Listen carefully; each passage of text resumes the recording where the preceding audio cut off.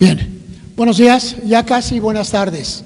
Voltee y salude al hermano, a la hermana que está junto a usted. Dele la mano, dígale, qué bueno que estás aquí hoy.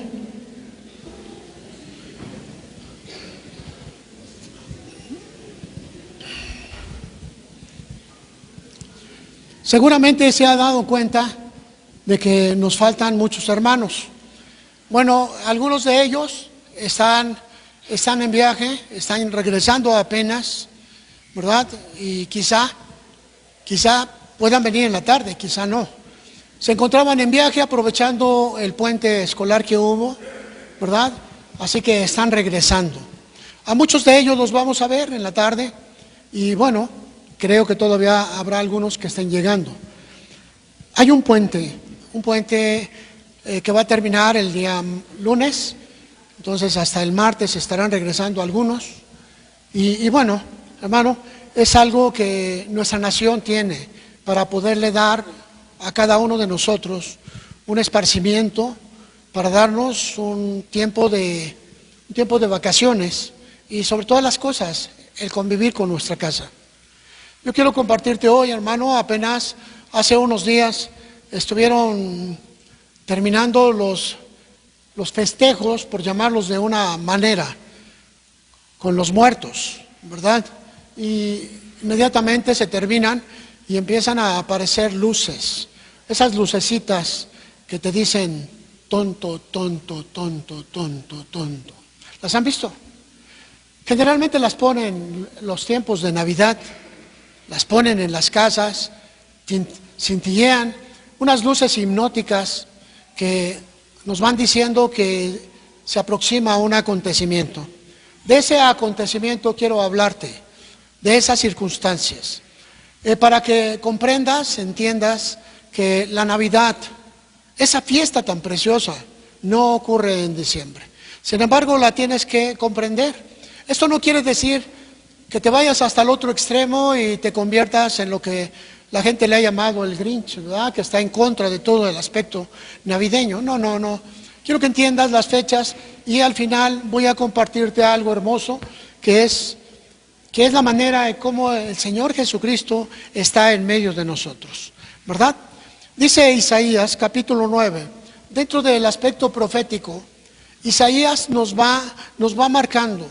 Isaías maneja cerca de 27, 28 profecías acerca del advenimiento de Jesucristo hacia la tierra, en dónde va a vivir, cómo se va a llamar, la traición, la vida, el sacrificio, etcétera, etcétera. Y vemos aquí en el capítulo 9, en el versículo 6, una palabra profética en donde el profeta Isaías nos dice, ¿está conmigo? Dice, porque un niño nos es dado, un niño nos es nacido, hijo nos es dado, el principado sobre su hombro, y se llamará su nombre admirable, consejero, Dios fuerte, Padre eterno, príncipe de paz. Un niño que va a nacer en la estirpe humana. No podían entender en aquel tiempo cómo un niño nacido en estirpe humana podía llamarse Dios, podía llamarse Padre eterno, podría llamarse príncipe de paz. Era algo que estaba completamente ajeno a la manera de entendimiento de aquel tiempo. En el capítulo 7, Isaías, en el versículo 14, vuelve a insistir en ese aspecto profético y dice, por tanto, el Señor mismo les dará una señal. Y esta es la señal, dice, he aquí que la Virgen concebirá. Vendría de una mujer virgen. Y dice, y dará a luz un hijo y llamará su nombre Emmanuel. La palabra Emmanuel significa Dios con nosotros. Y creo que más acertado es Dios en nosotros. Podemos mirar aquí cómo este profeta está hablando acerca de un hecho trascendental en toda la humanidad. Dios viene al mundo. Dios va a encarnarse. Dios va a utilizar a una mujer virgen para poder venir. Nosotros sabemos y entendemos cómo se va dando. Antes de todo ello, quiero hablarte un poquito para que puedas darte cuenta cómo hay muchas cosas que no hemos alcanzado a ver y están ahí, ¿verdad? Por ejemplo, todo el tiempo se nos enseñó que el Señor venía en un establo y iba a estar rodeado de ciertos animales y acostado en un pesebre. Y esta parte es especial que la vamos a ir encontrando, porque en realidad la Escritura dice que sí, que sería acostado en un pesebre. Pero los pesebres no necesariamente estaban dentro de un establo. Los pesebres eran esas cunas de madera en donde se les daba el alimento a los animales. Se encontraban generalmente fuera de los establos, se encontraban en las huertas en donde pastaban los animales. ¿Qué podríamos decir? Bueno, hermano, quiero que me acompañes para que visualices un lugar donde el Señor viene. Y esto lo vamos a encontrar en Cantares. El libro de Cantares es terminando Eclesiastés.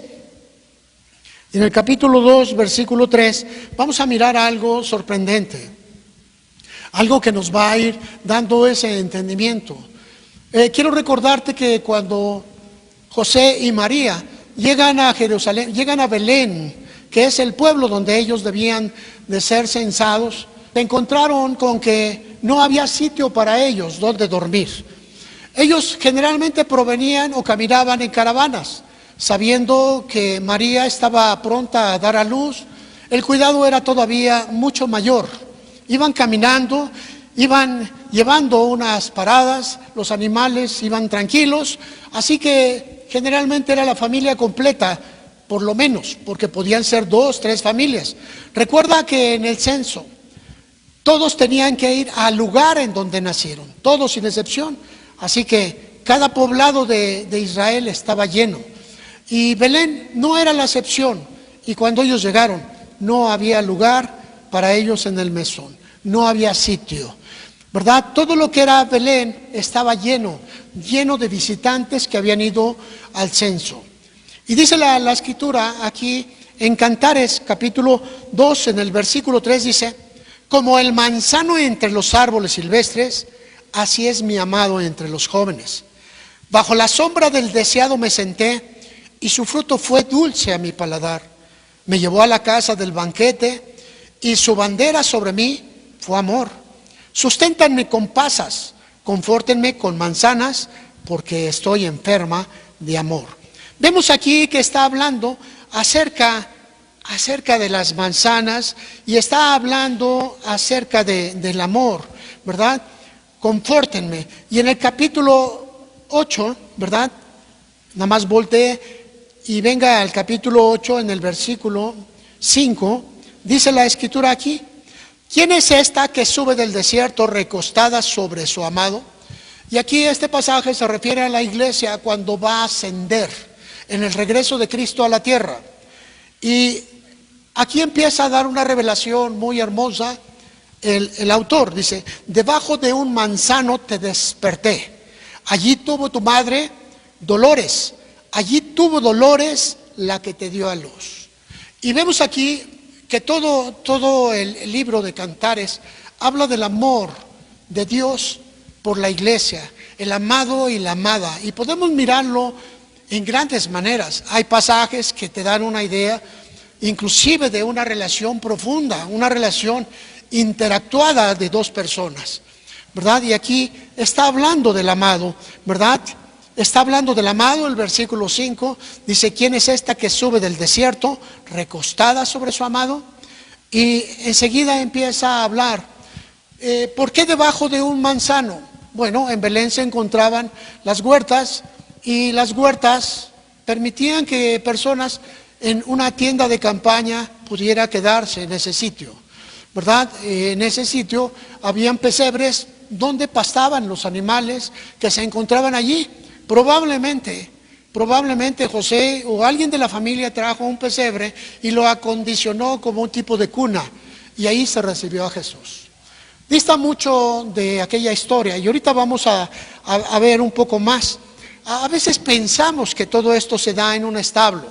Déjame decirte, Lucas, el Evangelio de San Lucas capítulo 2, nos sigue hablando acerca de ello en el 2:8, ¿verdad?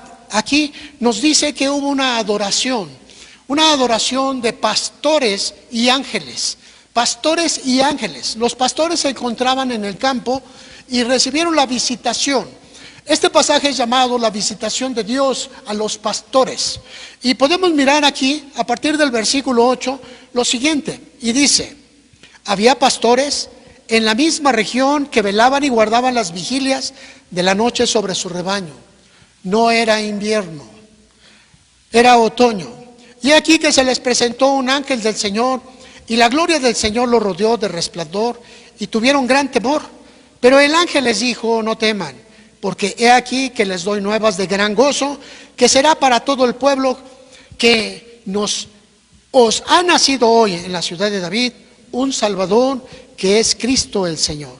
Esto les servirá de señal: hallarán al niño envuelto en pañales, acostado en un pesebre. Repentinamente apareció con el ángel una multitud de las huestes celestiales que alababan a Dios y decían: gloria a Dios en las alturas, y en la tierra paz, buena voluntad para con los hombres. Y sucedió que cuando los ángeles se fueron de ellos al cielo, los pastores se dijeron unos a otros: pasemos pues hasta Belén y veamos esto que ha sucedido y que el Señor nos ha manifestado. Vinieron pues apresuradamente y hallaron a María y a José y al niño acostado en el pesebre. Y al verlo dieron a conocer lo que se les había dicho acerca del niño. Vemos aquí que los primeros que vinieron a adorar, ¿verdad?, fueron los pastores. Los pastores fueron y vieron al niño en ese sitio. Probablemente alguno de ellos, de todos esos pastores de Belén, ofreció su casa. ¿Por qué digo esto? Bueno, ahorita vamos a ver. Porque viene un grupo conocido como los magos del Oriente. Se presume que estos magos del Oriente venían de Babilonia. Y ellos venían, estos magos, el término mago se acostumbraba a dar a los astrónomos, a los observadores de las estrellas. Y ellos también conocían la palabra profética, pero dada en otra forma. Ellos sabían que cuando se manifestara la estrella de luz, iban a seguirla porque iba a nacer el llamado rey de los judíos. Y de esta manera ellos iban a tributarle, iban a honrarle y iban a amarlo, porque sabían que era bajo la dirección de Dios. Era la manifestación de Dios al mundo entero. Y dice la Escritura que ellos salieron para adorarle, pero no fueron los primeros que llegaron. Los primeros que llegaron fueron los pastores. Los ángeles habían llegado a adorar a Jesús en su estadía humana. Había llegado al mundo. Provenía de una virgen de nombre María. Su edad aproximadamente 16 años. ¿Qué sucedía con María? María fue elegida por el ángel. Fue elegida por Dios, ¿verdad? Y cuando el ángel de Dios la vio, le dijo: Dios te salve María, llena eres de gracia y el Señor es contigo. Le dio un saludo tan especial, un saludo en donde reconocían que era una mujer elegida, escogida porque tenía un atributo especial: amaba a Dios. Y a partir de ahí miramos cómo el desenlace viene dándose.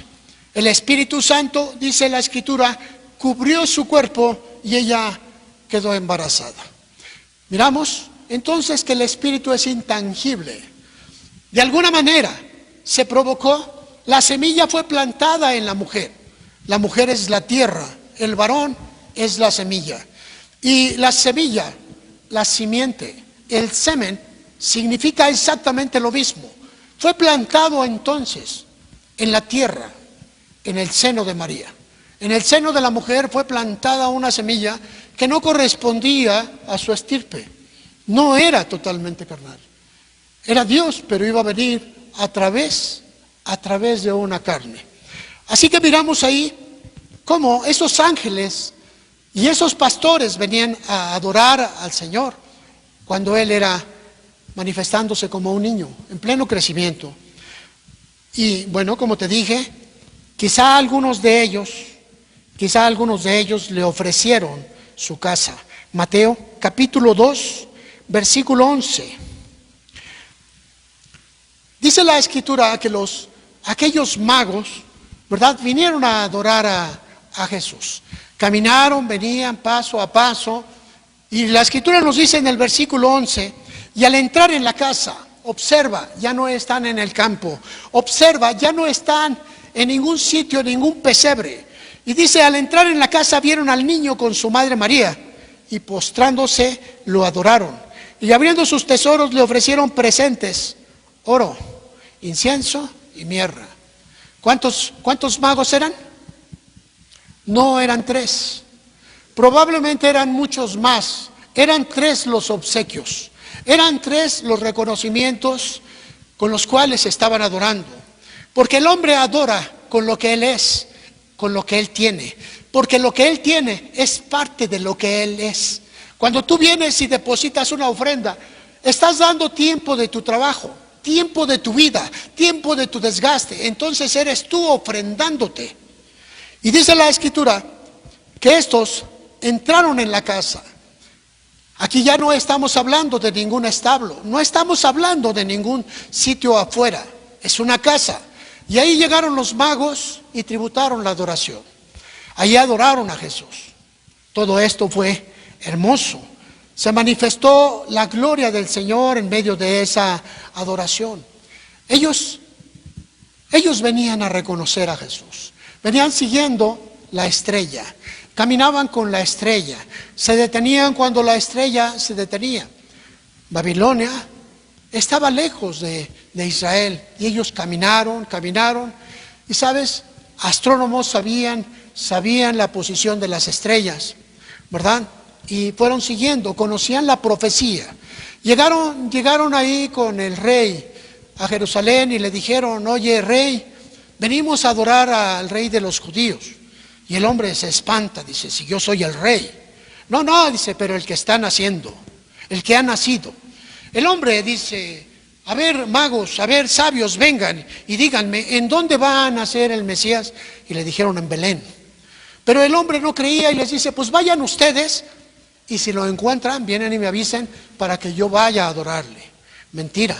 Herodes era un hombre sanguinario que defendía su reinado y cuando no encontró a Jesús, cuando los magos avisados por el ángel le dijeron, no se regresen por el mismo camino, sino rodéenlo. Así que ellos no fueron a darle ninguna información a Herodes, sino salieron por otro lado. Y tan solo un mes después, Herodes mandó matar a todos los niños menores de 2 años. Porque él no quería dejar el reinado. Porque creía que lo iban a usurpar. Y porque la profecía se estaba cumpliendo. Esto es conocido como la muerte de los niños, como la muerte de los inocentes, como la muerte de aquellos que no crecieron. Eso fue una ofensa terrible al pueblo israelita. Tanto que estaba también profetizado. Ahora, ellos vinieron, estos magos llegaron y adoraron con 3 tipos de regalos: oro, incienso y mirra. El incienso representa el perfume que se despide de cada uno de nosotros. La mirra es un analgésico fuerte. Le fue dado a Jesús cuando estaba en la cruz, junto con el vino y el vinagre. Es un elemento fuerte. Y el oro es un metal valioso, que es el metal de los reyes. Y fue reconocido Jesús así, como que Él iba a emanar un perfume de gloria y como que Él iba a dar paz a todo adolorido. De esta manera fue reconocido Jesús por estos magos, no reyes. La historia nos dice que había una fiesta muy grande en aquel entonces, llamada la Saturnalia, o las fiestas de Saturno. Duraban 9 días. Y esas fiestas culminaban el día 25 con el nacimiento del sol, el sol nuevo, un solsticio. Y establecían una fiesta de grandes proporciones, bacanal, orgías y cosas terribles, ¿verdad? Era un día en donde se permitían todo tipo de excesos. Se llevó a cabo muchos años, hasta que un papa en el siglo III, siglo IV, dijo que esa fiesta tenía que terminarse y habló del nacimiento de Jesús y crearon toda una historia para opacar esa fiesta. La Iglesia Católica Romana ha sido así. Encima de una fiesta popular o religiosa, encima de algo que considera nocivo, ¿verdad? Espera el tiempo va a absorber la fiesta y va a desaparecer la otra, ¿verdad? Así ha sucedido siempre. Aquí en México podemos ver que hace 10 años se habló de Juan Diego como el precursor de la Virgen, se habló de Juan Diego como que iba y venía, pero no había ningún tipo de distancia. Muchos de ustedes conocen que la historia antigua dicen que salía de Cuautitlán para ir a la Basílica. Se hicieron pruebas y no concuerdan. Pero para que no hubiera problemas, se estableció otro lugar que se llama Tulpetlac. Y ahí pusieron un ídolo y le dijeron: aquí estaba la casa de Juan Diego. Y lo erigieron santo. De ahí, de Tulpetlac a la Basílica, sí es posible ir y venir, quizá 2 veces, para alguien que tenga condición, ¿verdad? La generación que miró cómo se impuso todo eso, dice: no me la creo. Pero la generación que viene ni siquiera va a discutir, se la va a comer entera. Y así han sido puestas todas las cosas. La fiesta de la Saturnalia eran 9 días de fiestas y orgías, en donde se autorizaba el vino a más no poder, se autorizaba a los esclavos a salir, se autorizaba a las mujeres a convivir con hombres diferentes a sus esposos, y se establecieron una gran cantidad de orgías. Son llamadas las fiestas saturnales o las fiestas dedicadas al sol, ¿verdad? Fueron cubiertas por la Navidad por 9 días, que después les llamaron las posadas. Las posadas, empezaron a aparecer otro género de cosas. Y se estableció, ¿verdad?, que Jesucristo nació el día 24 de diciembre a las 12 de la noche. Sin ninguna base, sin ninguna base. Ahorita vamos a ver una fecha aproximadamente, porque no hay una fecha exacta. Aparecieron entonces otras cosas en las fiestas de Saturno, ¿verdad?, del 17 al 23 de diciembre. Estas fiestas hablaban de 7 días y más 2 días grandes, el inicio y el fin. Sacrificios a Saturno, banquetes públicos, alcohol, borracheras, mucho vino, velas y antorchas en las casas, se añade a la Saturnalia, y es conocido como el sol invicto, ¿verdad? Y era utilizado por los sacerdotes como una mitra, y le llamaban el dios iraní o Mitra. Era dado y aparecía en el solsticio de invierno, el sol nuevo, fiestas desmedidas, orgías, intercambio de regalos, carnaval o frutas y frutos de la carne. Siglo IV, en los años 320 y 353, el Papa Julio I hizo, mediante un decreto, coincidir estas fechas con el nacimiento de Jesús, con el objetivo de acabar estas celebraciones paganas, y estableció el nacimiento de Jesucristo 24 de diciembre a partir de las 12:30 de la noche, para celebrar el día 25, Navidad. Las fiestas saturnales, ¿verdad?, un tiempo de libertinaje total. Miramos, amados hermanos, cómo se va encontrando todo eso en el tiempo, y a veces nosotros lo ignoramos, ¿verdad? ¿Cuál era la cuestión? Era simbolizar a Cristo como la verdadera luz del mundo, y tomaron como base la estrella. Algo totalmente alejado. Lo pusieron simplemente como parte de la creación. Hemos mirado a través del tiempo que han aparecido obras, como una obra que apareció allá en los años 70, 80, que se llamaba Jesucristo Superestrella. Yo no sé cuántos de ustedes la vieron. Superestrella. No, Jesucristo no es superestrella, es el creador de todo. Y a veces ignoramos y queremos darle tributo como se tributa a un hombre cualquiera. En ese tiempo, en el año de 1930, aparece un personaje de la Navidad llamado Papá Noel. Papá Noel era un hombre ruso que visitaba a los pobres obsequiándoles algo. Generalmente eran semillas y carne seca. era el regalo a los pobres. Sin embargo, a los niños les obsequiaba un pedazo de melaza, nosotros lo conocemos como piloncillo. Les daba un pedazo y eran los dulces de la Navidad, ¿verdad? En el tiempo del frío.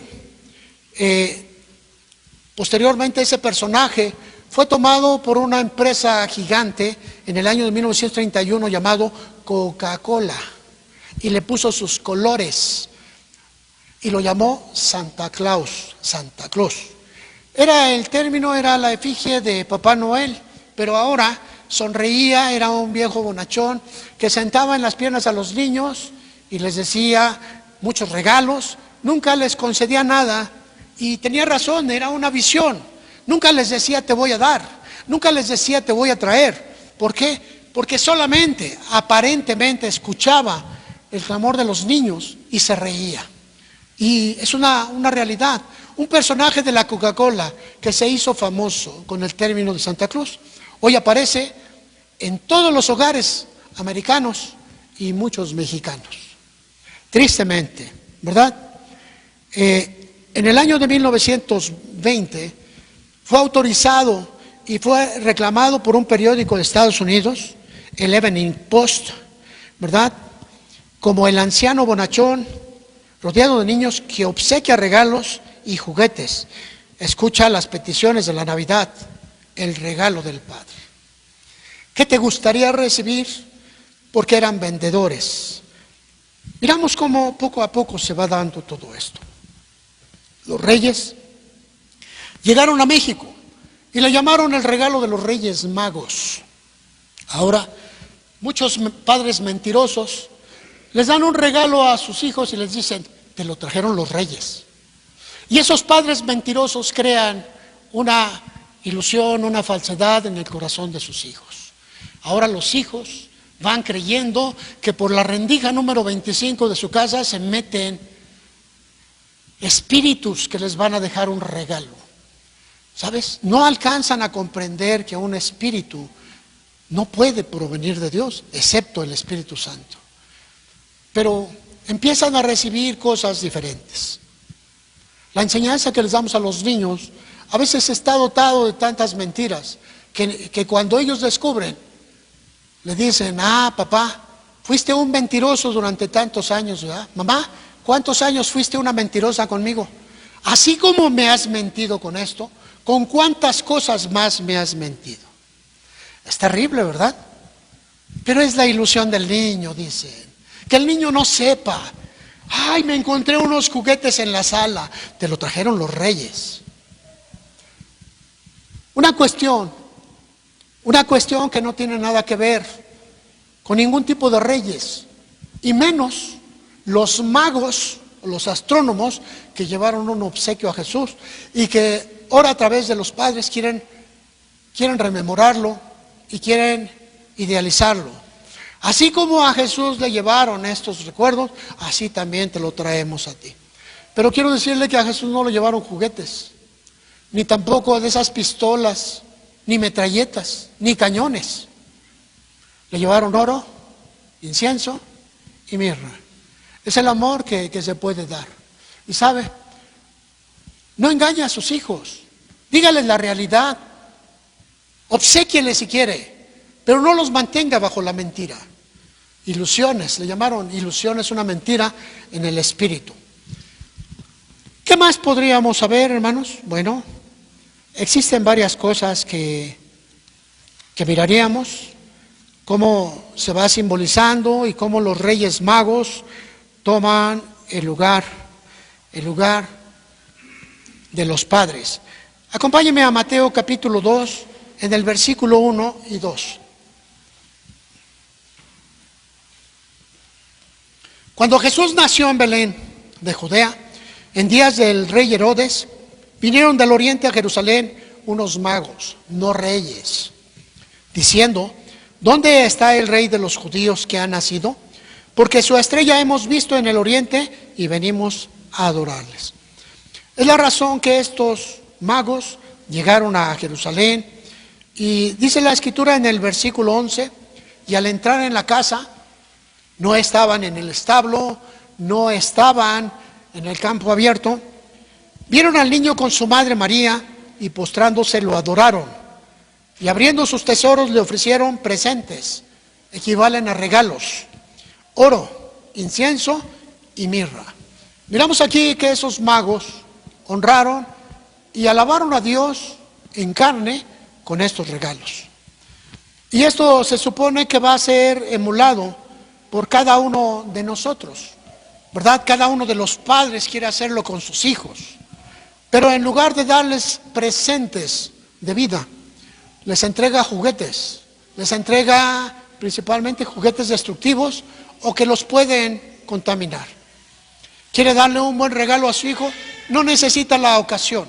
La Navidad hoy es un evento totalmente comercial, un evento totalmente ajeno, pero es un evento nostálgico, es un evento que captura las emociones de las personas. Unos se sienten con mucho dinero y otros se sienten desgraciados porque no lo tienen. Y miramos los extremos de esta gran fiesta, las Saturnalias, vista de otra manera. Hay alcohol en las casas, se embriagan, hay fiestas aquí y allá y se olvidan de lo más hermoso, se olvidan de lo más grande, que la Navidad tiene como única razón a Jesucristo en su nacimiento.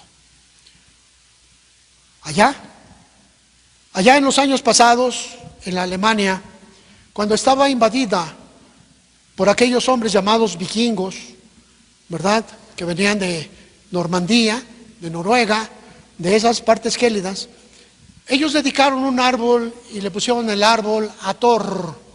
Thor era su dios de la guerra, ¿verdad? Y en ese árbol colgaban las cabezas de sus enemigos, ahí colgaban las cabezas, del sitio donde conquistaban, levantaban ese árbol y ponían las cabezas y les ponían una tea que los iluminara en la noche, para que sus enemigos se dieran cuenta de lo bárbaro que eran, para que les temieran. Sin embargo, dado de que era invierno, la gente le gustó la forma de iluminar. Años después apareció un árbol que le pusieron luces, esferas, le empezaron a poner motivos diferentes. Y bueno, ¿verdad?, a pesar de que es un simple ornato, ha arraigado en grandes naciones, principalmente a todo el mundo. ¿Qué sucede, hermanos? Bueno, existen dos testimonios que Jesucristo da al mundo entero: su nacimiento y su muerte. Son los dos testimonios de Jesús a todo el mundo, crean en Él o no.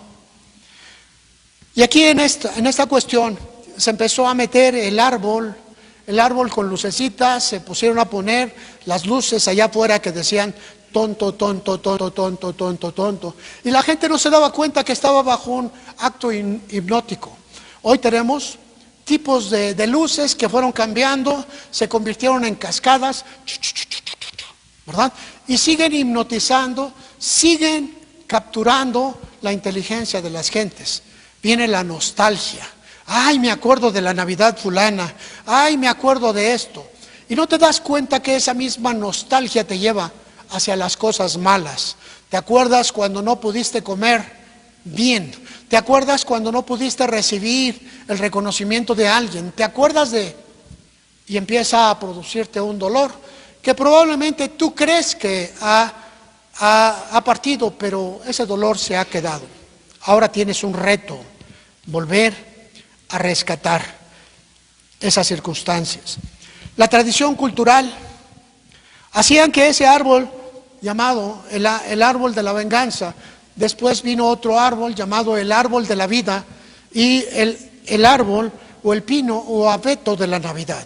Y empezaron a establecer diferentes tipos de árbol: el árbol de la venganza con cabezas, el árbol de la vida, un árbol genealógico en donde partimos primeramente Dios, y después viene el árbol de la Navidad.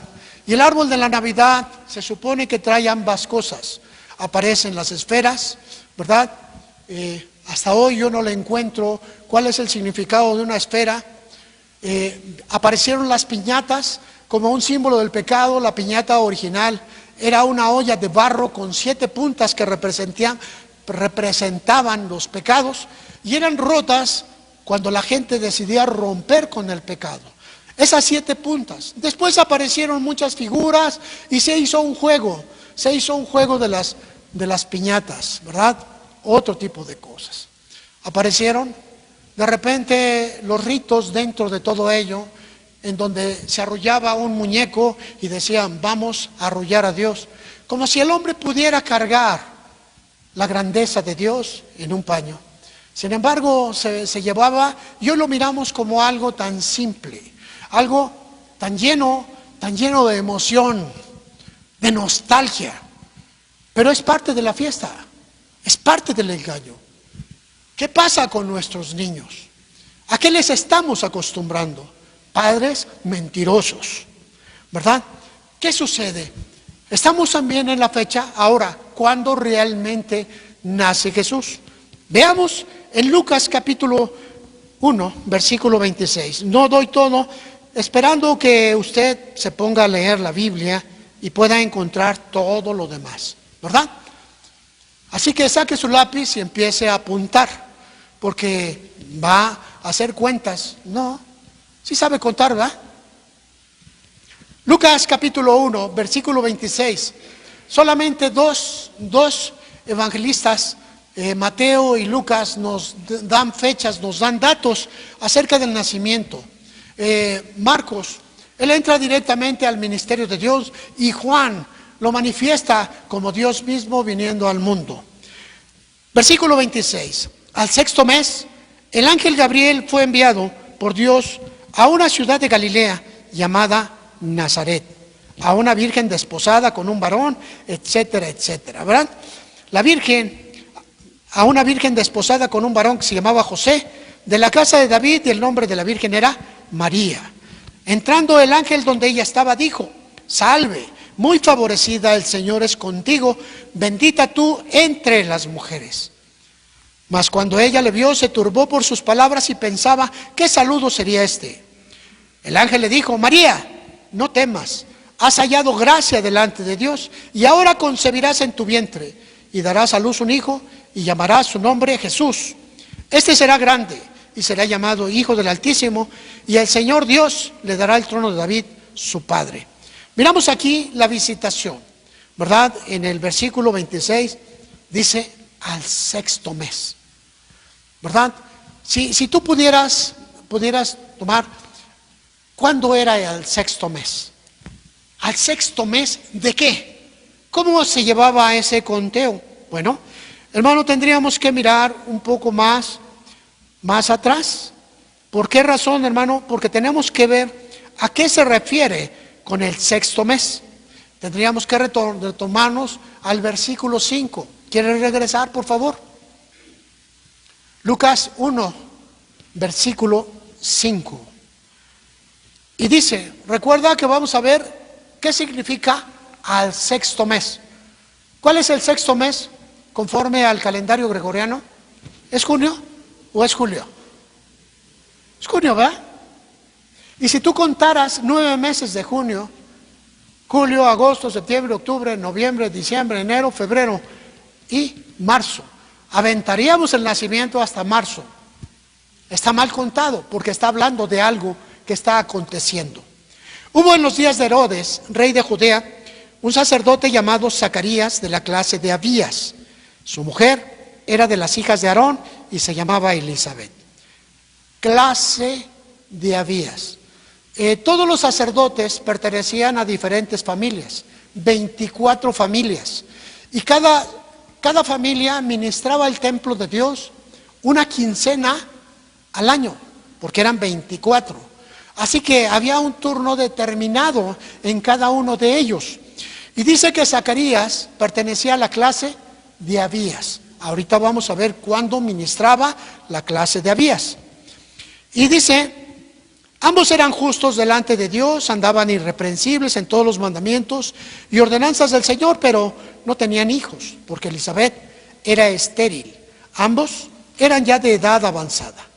Aconteció que ejerciendo Zacarías el sacerdocio, fue en el tiempo que Zacarías estaba ministrando. Ahorita vamos a ver qué tiempo le tocaba. Delante de Dios, según el orden de su clase, y conforme a la costumbre del sacerdocio, le tocó en suerte ofrecer el incienso, y entrando en el santuario del Señor, y toda la multitud del pueblo estaba afuera orando a la hora del incienso.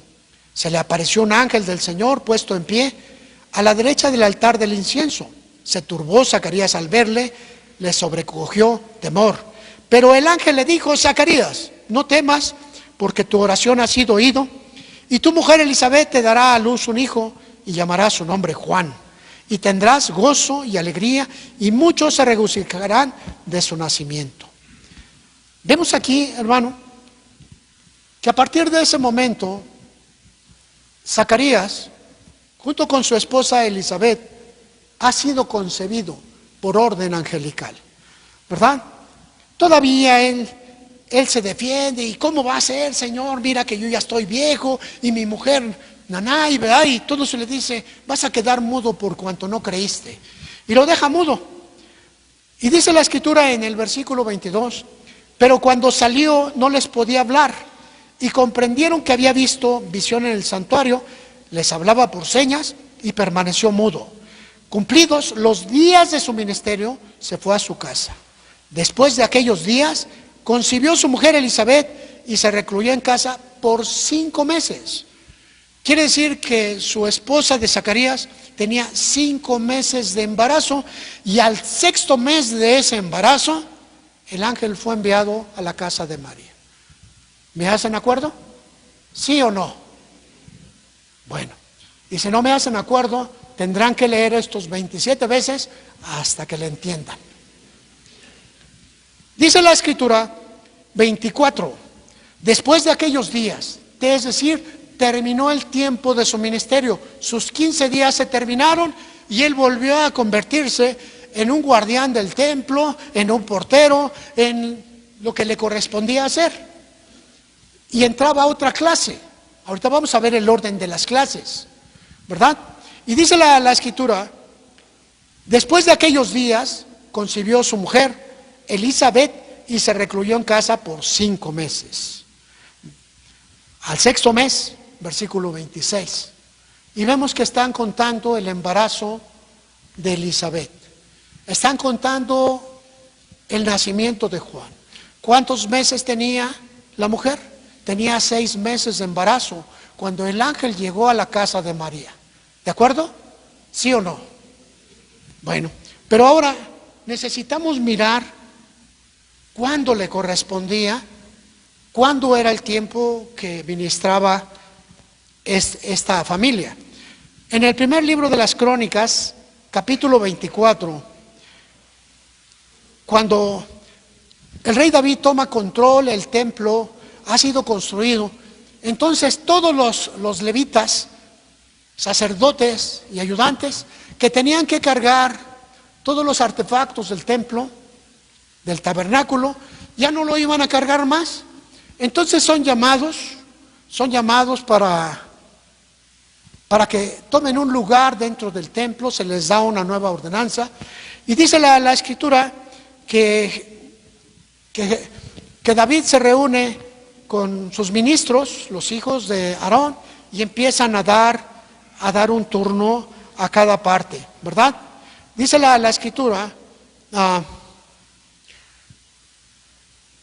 versículo 5, los repartieron pues por suerte, los unos con los otros, porque de los hijos de Eleazar y de los hijos de Itamar hubo príncipes del santuario y príncipes de la casa de Dios. Y aquí empiezan a escribir. Cada familia tiene un tiempo. Ahora, la primera suerte le toca a Joyarib, la segunda a Jedaías, la tercera a Harim, la cuarta a Seorim, la quinta a Malquías, la sexta a Mijamín, la séptima a Cos y la octava a Abías. ¿Recuerdan ustedes qué clase buscábamos o no? ¿Alguien se acordó de la clase o no? A ver, veamos en Lucas capítulo 1, versículo 5. Lucas capítulo 1, versículo 5. 1, 5. Dice así: Zacarías, de la clase ¿de qué? Abías, ¿verdad?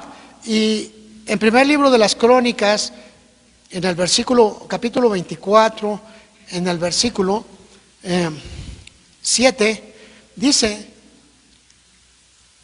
que Abías correspondía a la octava clase, 2 por mes. Entonces estaríamos hablando de que él cerraba el cuarto mes, ¿correcto? Ayúdenme, por favor, si es correcto o no. Ay, pastor, a mí no me gusta pensar. Cuarto mes, ¿correcto? Era la octava clase. Ahora, ¿en qué mes estamos hablando? Enero, febrero, marzo, abril. No, porque entonces estaríamos saltando lo que dice la Escritura. Amén. Tendríamos que mirar cuándo se establece el primer mes en la Escritura. El primer mes corresponde, ¿verdad? Éxodo 12:1, Éxodo, para que mires cuál es el primer mes, 12:1. Dice la Escritura lo siguiente: habló Jehová a Moisés y a Aarón en la tierra de Egipto diciendo: este mes les será principio de los meses, para ustedes será este el primero de los meses del año. ¿Cuándo es? El mes de Abib o Nisán, y es cuando se celebra la Pascua. Es cuando más llamamos la Semana Santa. Cuando hablamos acerca de Abib o Nisán, estamos hablando del tiempo de la Pascua. Y la Pascua judía se va moviendo de acuerdo al calendario lunar. A veces la luna establece su posición a finales de marzo y principios de abril. A veces abarca solo marzo y a veces abarca solo abril. Así que, como es el primer mes, yo quiero que ustedes me digan, ¿qué mes tomamos? ¿Marzo o abril? Y es correcto. ¿Aló? Mes de abril. Entonces dice que este hombre estaba actuando. Zacarías era el octavo de su clase. Habían transcurrido 4 meses. Y empezamos a contar abril, mayo, junio y julio. ¿Es correcto? ¿Sí o no? Y ahí empezó el embarazo de su esposa. En julio, agosto, septiembre, octubre, noviembre y diciembre. Enero, 6º mes. Y dice que en ese mes María quedó embarazada. ¿Cuántos meses de gestación tiene la mujer? 9. Y si usted cuenta 9 meses, le va a dar en octubre, en el principio o en el final. Octubre está catalogado como el otoño. Y está catalogado también la gran fiesta que se llama las fiestas del tabernáculo, ¿verdad? Y tiene algo especial. Viene noviembre, la edad oscura, y después viene el nuevo día. El nacimiento de Jesús probablemente ocurre en el mes de octubre, extendiendo las fechas, buscándole. Lo más que podemos acercarnos es a finales de septiembre y octubre, todo octubre. Entonces se da cuenta que no tenemos nada que ver con la Saturnalia de diciembre. Sin embargo, es una fiesta mundial. Una fiesta mundial. Las fiestas decembrinas. Hermano, ¿qué voy a hacer? Si pongo un árbol en mi casa, estoy representando la muerte que los vikingos hacían. ¿Los estoy iluminando? No, hermano. El árbol de Navidad vino a quedar como un simple ornato. Un simple ornato, pero a veces lo ponemos y hacemos las cosas sin conocer sus orígenes. ¿Verdad? ¿Qué sucede entonces, hermano? Bueno, el árbol era la adoración a Asera, una diosa babilónica que se representa siempre con un árbol. Y dicen los curanderos que si quieres buena suerte, ten un árbol en tu casa. Hoy se hablan de los árboles tipo japonés, ¿sí? Los que son pequeños, los puedes poner donde quiera y siguen siendo árboles. Hablan de otro tipo de árboles, Las famosas palmeras en diferentes tamaños. Algunas de ellas producen oxígeno, otras no. Entonces hemos metido una gran cantidad de árboles que creemos que son plantas, pero en realidad son árboles. Pero yo sé que no lo estamos haciendo para adorar a nadie. Lo estamos haciendo solo por un aspecto decoratorio o de decoración. Así que muchas personas siguen poniendo sus árboles, pero no miran el trasfondo, se quedan ahí y van y le compran el regalo y lo ponen en el árbol y no se dan cuenta que están actuando exactamente como se hacía antes. ¿Quieres darle un regalo a tu hijo? No se lo pongas en un árbol, dáselo directamente. ¿Quieres tener un banquete durante las fiestas navideñas? Tómalo, acércate a los tuyos, pero diles que el motivo de la Navidad se llama Jesucristo y es su nacimiento. Él vino al mundo, Él vino por primera vez por amor de ti y por amor de mí. Él vino y se manifestó como personas para enseñarte que Él puede sentir todo lo que tú sientes, para enseñarte que tú, hermano, puedes caminar de una forma diferente. Hermano, ya no voy a festejar esto. Puedes hacerlo, pero entiende el motivo. Conoce el motivo, ¿verdad? Y entonces empieza a mirar otro tipo de cosas. Yo sé que romper la ilusión. Un día me reclamó una mujer porque había roto la ilusión de sus hijos. Y le dije, hermana, ilusión es mentira. Y tú has sido una mentirosa para con tus hijos porque quieres serlo. ¿Quieres darle el regalo? Dáselo.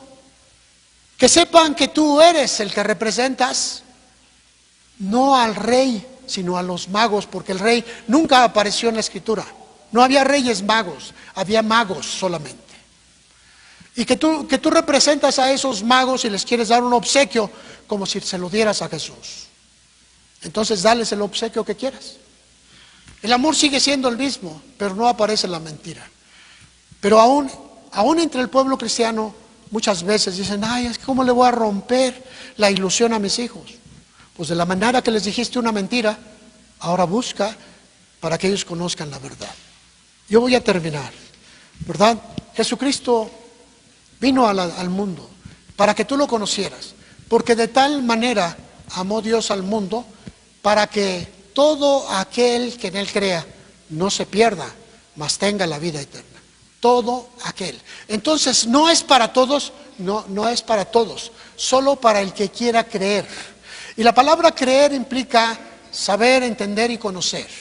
Saber, entender y conocer produce fe. Y la fe es un pacto con lo que tú conoces.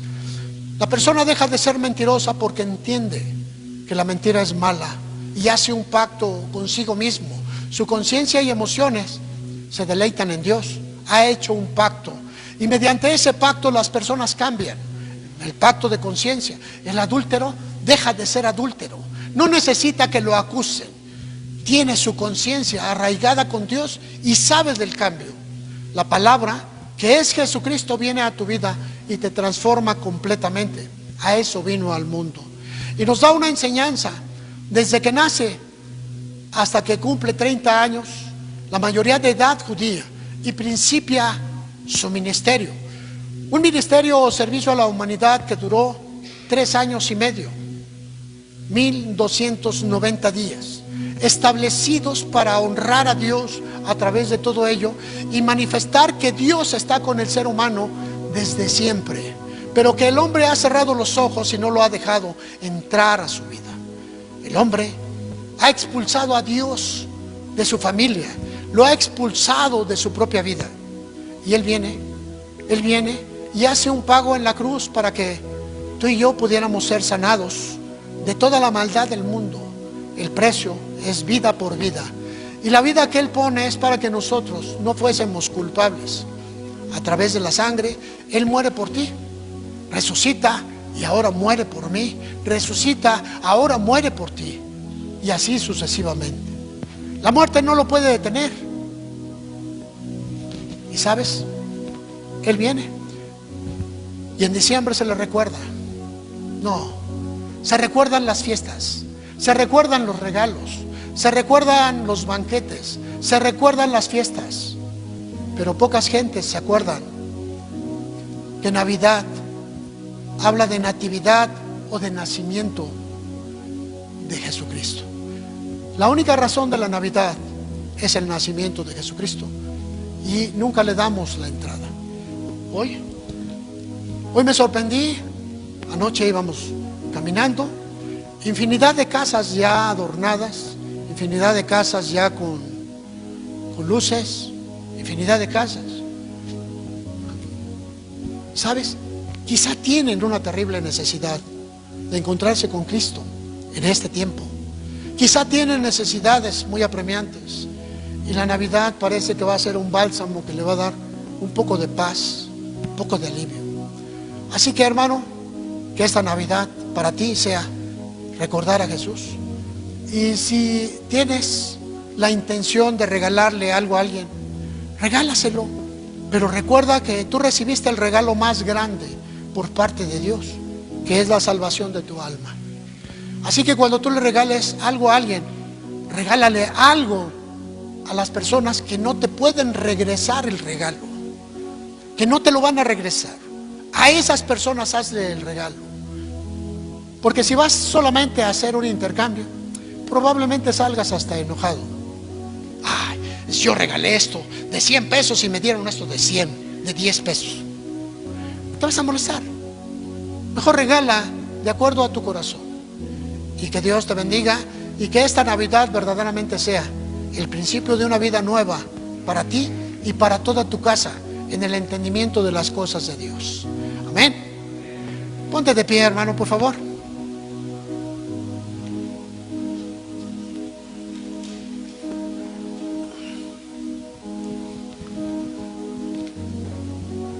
Bendito Dios, Padre amado, es en el nombre de Jesucristo que en esta tarde, Señor, tributamos a ti honor y gloria y majestad. Te damos gracias, Señor, porque has tenido a bien concedernos esa maravillosa Navidad en donde Jesucristo, tu Hijo amado, vino a encontrarse con nosotros. Tu misericordia, Señor, creció de tal manera que nos da la oportunidad de una vida nueva a partir de ese nacimiento, haciéndonos a todos iguales. Te damos gracias, Señor, por la oportunidad de la vida. Gracias, Señor, por la visitación que has hecho a esta iglesia y gracias por la visitación que tú haces en nuestros hogares. Te adoramos, Señor, te exaltamos y te agradecemos, Señor, tanto que hayas enviado a Jesucristo, tu Hijo único, a morar en la tierra, a vivir y a sufrir por cada uno de nosotros, a entregar su sangre, su vida, para darnos salvación. Señor, tanto amor nos constriñe, porque no podemos hacer lo mismo. Nos constriñe, Padre, porque no lo entendemos. Pero hoy te suplicamos que tu gracia esté en nuestras vidas y que traigas esa restauración, que Navidad sea un principio nuevo para cada uno de nosotros. Y la razón de Jesucristo, que vino al mundo, es para darnos esa oportunidad por medio de esa puerta abierta. Gracias, Dios, en el nombre de Jesús.